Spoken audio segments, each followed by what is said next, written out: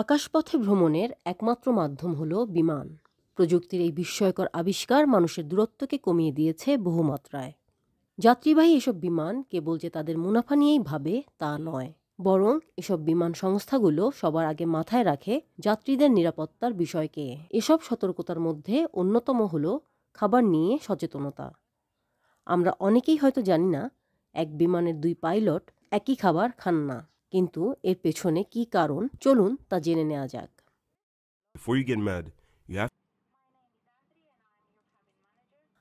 আকাশপথে দূরের গন্তব্যের জন্য বাণিজ্যিক বিমানগুলোতে যাত্রী সাধারণকে বেশ উন্নত মানের যাত্রী সেবা দেয়া হয়।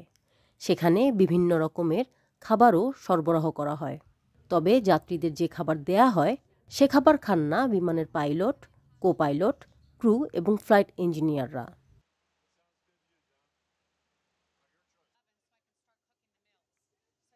জানা যায় ১৯৮২ সালে বোস্টন থেকে লিসবনগামী একটি বিমানে পুডিং খেয়ে ফুড পয়জনিংয়ের শিকার হন বিমানের ১০ জন ক্রু, পাইলট, কো পাইলট ও ফ্লাইট প্রকৌশলী সহ সবাই।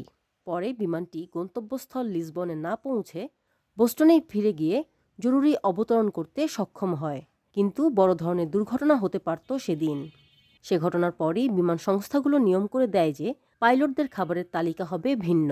সে তালিকায় মাছ, মাংস বা পাকস্থলীর জন্য ক্ষতিকর কোনো খাবার সরবরাহ করা যাবে না, যাতে কেউ একজন খাবার খেয়ে অসুস্থ হলেও অপরজন বাকি দায়িত্ব পালন করতে পারেন আর যাত্রীদের নিরাপদে গন্তব্যে পৌঁছে দিতে পারেন।